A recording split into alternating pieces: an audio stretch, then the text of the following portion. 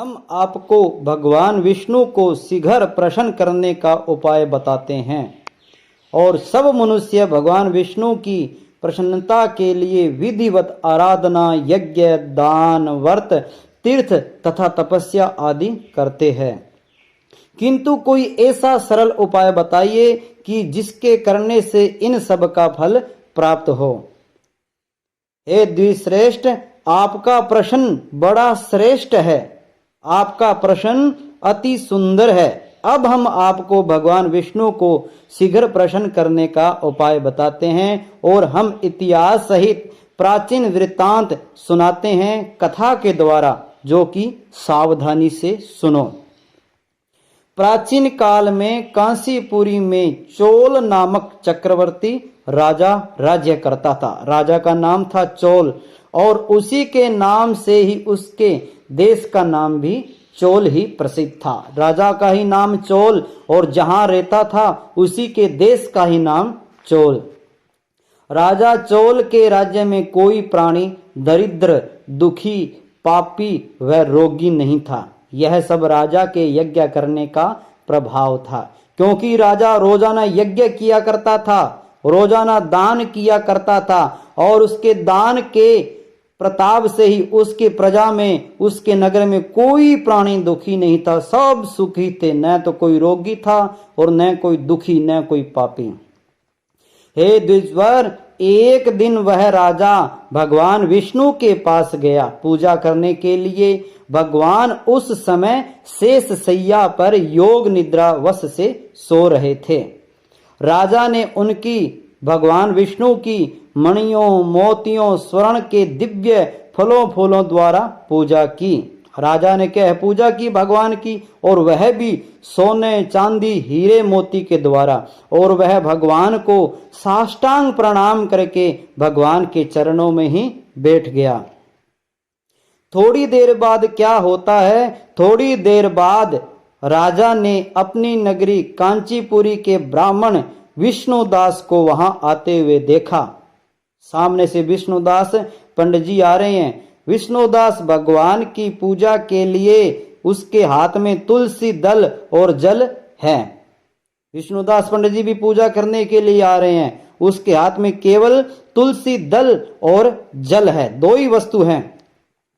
विष्णुदास ने वहां आकर भगवान को विष्णु सूक्त मंत्रों द्वारा स्नान करवाकर मंजरी तथा दलों से उनका विधि पूर्वक भगवान विष्णु का पूजन किया और विष्णुदास जी के चढ़ाए हुए दलों से राजा के चढ़ाए हुए मणि, मोती व स्वर्ण के फूल ढक गए।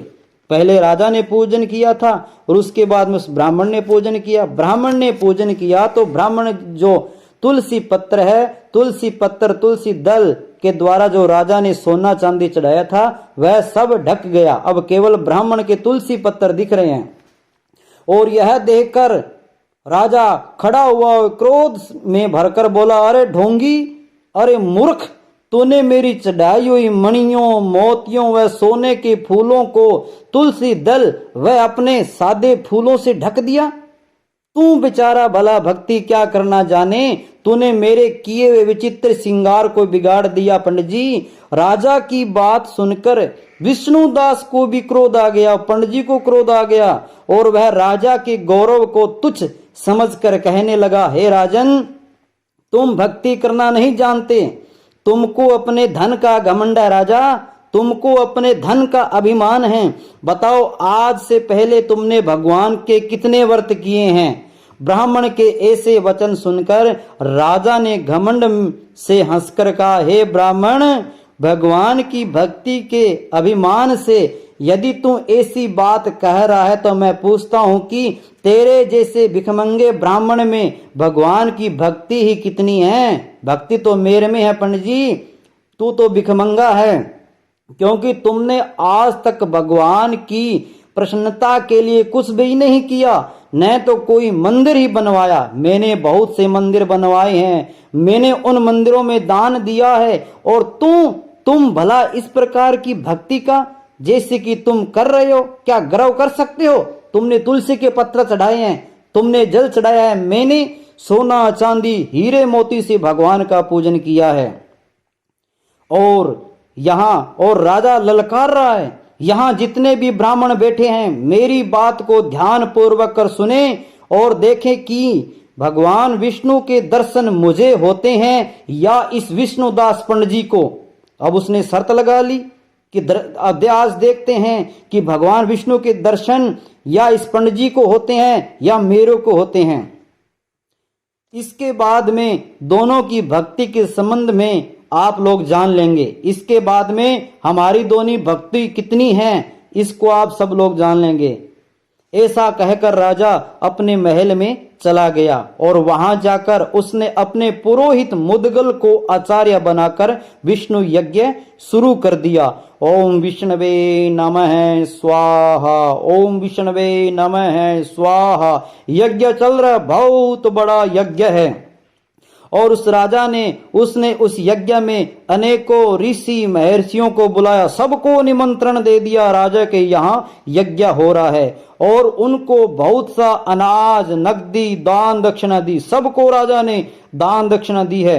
और जो यह यज्ञ पहले ब्रह्मा जी ने गया में किया था और आज राजा यही यज्ञ अपनी नगरी चोल में कर रहा है, बहुत बड़ा यज्ञ कर रहा है। तो आइए अब चलते हैं उधर विष्णुदास पंडित जी के पास, वो क्या कर रहे हैं।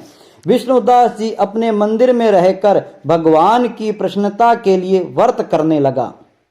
न तो विष्णुदास जी के पास सोना है न चांदी है, केवल व्रत कर रहा है भगवान को पाने के लिए। और उस विष्णुदास ने माघ के महीने तथा कार्तिक के महीने में व्रत शुरू कर दिए और तुलसी के वन की और एकादशी को भगवान विष्णु के 12 अक्षर का मंत्र का जाप शुरू कर दिया। ओम नमो भगवते वासुदेवाय, ओम नमो भगवते वासुदेवाय। और वह भगवान को प्रसन्न करने के लिए गीत गा रहा है, श्रीमन नारायण नारायण श्रीमन नारायण नारायण श्रीमन नारायण नारायण। और वह नाच रहा है और नाचता नाचता गा रहा है श्रीमन नारायण नारायण नारायण नारायण। और नित्य प्रति व्रत करता है वह विष्णुदास पंडित जी। अब रोजाना व्रत शुरू कर दिया उसने। और उधर वह राजा वह हवन करवा रहा है, विष्णवे नमः, दोनों भगवान विष्णु को पाने के लिए लगे हुए हैं। और इधर जो विष्णुदास जी पंडित जी है रोजाना व्रत कर रहे हैं और भूमि पर सोते हैं, पृथ्वी पर सोते हैं, खटिया चारपाई सब छोड़ दी और हर समय भगवान विष्णु का स्मरण करता है। हे गोविंद हे गोविंद, हे माधव हे माधव, हे श्रीमन नारायण नारायण। और सब प्राणियों में सम दृष्टि से भगवान को ही देखता है। कोई भी प्राणी उसके द्वार पर उसके मंदिर में आता है तो उसको ऐसे लगता है मेरे नारायण आ गए। कोई भी जीव जंतु आ रहा है तो उसको लगता है मेरे नारायण आ गए, मेरे विष्णु आ गए, मेरे गोविंद आ गए, मेरे माधव आ गए।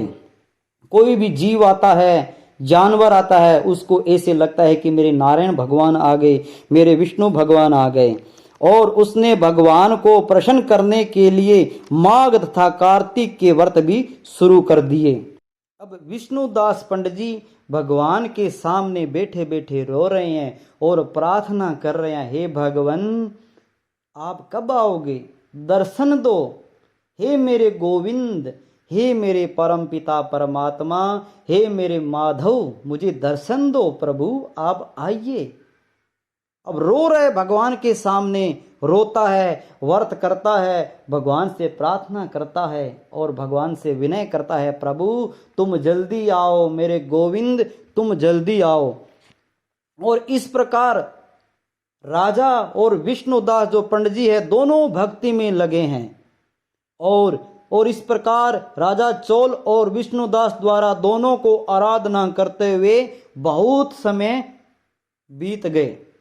और आगे क्या होता है जो कि कल की कथा में। श्री गोविंद, जय श्री राम, जय श्री राम।